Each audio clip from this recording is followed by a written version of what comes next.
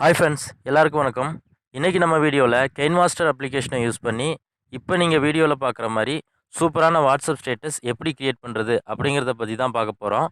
வீடியோவை ஸ்கிப் பண்ணாமல் ஃபுல்லாக பாருங்கள், அப்போ தான் உங்களுக்கு புரியும்.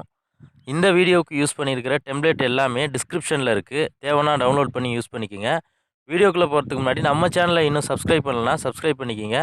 கூடவே பக்கத்தில் ஒரு பெல் பட்டன் இருக்கும், அந்த பெல் பட்டனையும் கிளிக் பண்ணிட்டீங்கன்னா நாம் போடுற எல்லா வீடியோஸ்க்கும் உங்களுக்கு ஒரு நோட்டிஃபிகேஷன் வந்துடும்.